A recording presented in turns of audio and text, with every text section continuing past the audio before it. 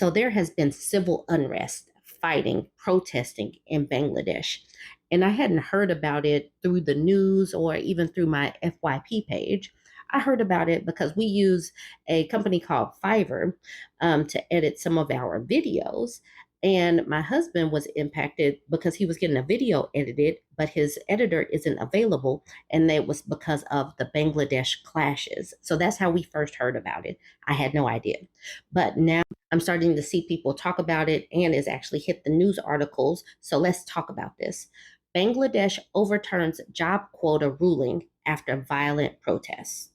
How are more people not talking about what is happening in Bangladesh right now? Because it is actually wild. So this week, massive protests erupted across the country. So in response, not only has the entire population been placed under a curfew enforced by the military, but the government also ordered the closure of all universities and have completely shut down the internet and all mobile services to try and stop the unrest. I mean, can you just imagine if your government shut down your internet? That's a country of over 170 million people now cut off from the world. That's wild. And it's literally turning into something you'd see in a movie because now they've stormed a prison and broken hundreds of people out. The government is being hacked by a group called The Resistance. And on the official website of the Prime Minister, it currently reads, "Stop killing students. It's not a protest anymore. It's a war now." What they're referencing is the 105 people so far killed in these protests according to an AFP count. So you're probably wondering, what has caused all of this? Well, Bangladesh have a job system in which more than half of government jobs are reserved for specific groups. And out of the total, only 44% of them you can actually get hired for based on merit. And when you have a country where over 40% of the youth are neither working or in university, jobs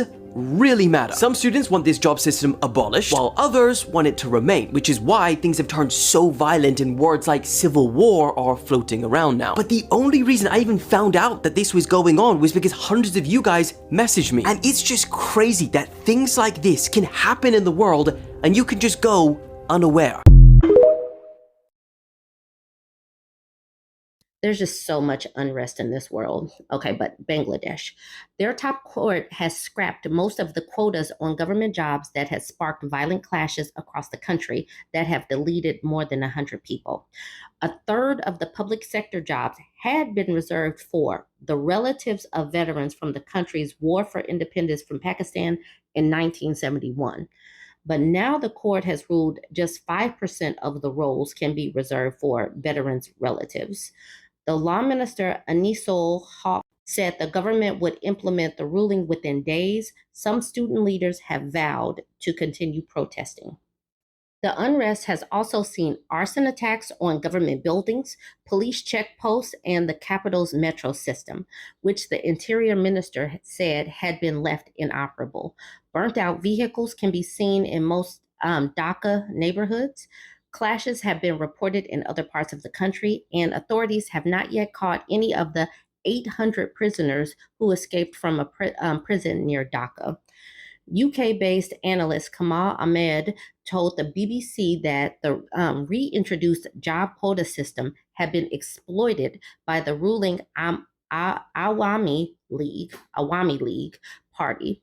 The quota system was nothing but the governing Awami League rewarding their supporters in a ploy for entrenching the party's influence in the future administration. The ensuing protests were of unprecedented intensity and have been expanded to become a much wider people's movement against a backdrop of allegations of corruption, lack of accountability, and the escalating cost of living. Law Minister Anisul Haq denied the quota system was benefiting the Awami League. I would say that actually 95% of the members of the ruling party have been either freedom fighters or have been supporters of the freedom fighters. It's quite natural that they would be benefiting out of it. Bangladesh is one of the fastest growing economies in the world, but that growth has not translated into jobs for university graduates. Estimates suggest that around 18 million young Bangladeshis are looking for jobs. University graduates face higher rates of unemployment than their less educated peers. Clashes and demonstrations in the UK and US. The tensions in Bangladesh have also seen demonstrations take place outside the country. In the US, there was a demonstration outside the White House. mainly involving Bangladeshi students studying in the country. In Times Square in New York, participants displayed banners demanding justice for the students unalived over the past few days. There were also disturbances in East London on Thursday evening as pro and anti government groups clashed. Police say they found two large groups of men fighting among a wider demonstration of several hundred people in Wichita, which has a large ethnic Bangladeshi population. Objects were then thrown at police, injuring two, and cars were damaged. The world is getting smaller because of these apps. What people are experiencing in these various countries, we can see. Like I said, we found out because of the Fiverr app and how we are using their services from people across the globe. People on TikTok are sharing what they're going through firsthand. And so we can see this. It's not just something that we're reading about in a book or waiting for the news to finally report on. We get to see from the perspective on the ground. Go ahead, join the conversation, share these videos. And there are still all kind of other conflicts going on in Kenya, in the Ukraine, in the Congo. And I mean, there are just way too many to even enumerate and to keep up with. And it's very unfortunate that so many people are getting caught in the crossfire of these rulers who just want to keep extracting more and more resources from other people. All right, join the conversation, share the video. Let's keep pushing it out there so other people know what is going on in the world. This story is absolutely infuriating because there's absolutely no reason for this. It says white deputy charged with unaliving black woman who called 911 told partner not to render aid. He pew-pewed this woman for no reason. She had called for help. He came and he pew-pewed her. An Illinois sheriff's deputy charged with unaliving a black woman after he pew-pewed her in the face during a tense moment over a pot of water at her home had stopped his partner from helping her, according to court documents filed on Thursday. Sonia Massey, 36, was unalived in her Springfield home after deputies responded to her 911 call about a possible prowler in the early morning hours of July 6th. Sangamon County Deputy Sean Grayson, 30, who is white, was indicted Thursday on charges of first-degree unaliving, aggravated battery with a firearm, and official misconduct in Massey's death. He pleaded not guilty in his first court appearance on Thursday. Prosecutors alleged that when Grayson and his partner responded to Massey's home, Grayson allowed her to move a pot of water heating on the stove. But as she set it on the counter, Grayson then aggressively yelled at Massey over the pot and pulled his pew-pew. Massey then asked what the deputies were doing, to which Grayson responded, "Getting away from your hot, steaming water. I rebuke you in the name of Jesus," Massey said twice, according to the documents reviewed by NBC News. Grayson responded, "I swear to God, I will pew-pew you right in the face, right in your effing face." When Grayson drew his service weapon and ordered her to drop the pot, she let go, then crouched below a line of cabinets and declared, "I'm sorry," before being pew-pewed in the face. Grayson did not render aid to Massey and discouraged his partner from getting his medical kit because he thought her injury was too severe, according to the court document filed in support of keeping Grayson in custody without bond. The other deputy still rendered aid and stayed with Miss Massey until medical help arrived. First Assistant State's Attorney Mary Rogers wrote, Grayson at no time attempted to render aid to Miss Massey. No one argued with the state's contention that the body camera footage of the incident upheld the first requirement in ordering Grayson detained, that there is a strong presumption that his actions alleged in the indictment occurred. Authorities say they plan to release the body cam footage publicly on Monday. Defense attorney Dan Foltz had argued for Grayson's release, insisting the deputy is not a threat to the community because he was compliant and turned himself in within a half hour after his arrest warrant was issued.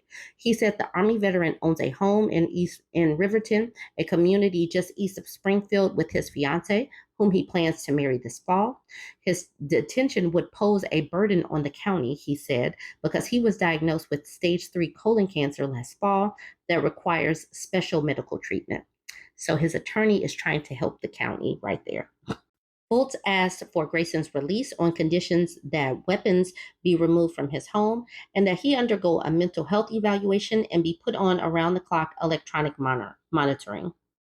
But Judge Ryan M. Cadigan decreed that Massey, weighing about 110 pounds, posed no threat to 6'3", 228-pound Grayson, who was armed and accompanied by another deputy, and after pew-peeing her, refused to render aid. At the hearing, Cadigan denied Grayson's pretrial release. Ben Crump, an attorney for Massey's family, said the charges were a step towards justice for Sonia's loved ones, especially her children, who have endured unimaginable pain and suffering since they were notified of this tragedy. As many as 200 people gathered Wednesday at the Springfield NAACP building to express support for Massey and her family. I cannot imagine being a mother or the children of this woman that are having to go through this.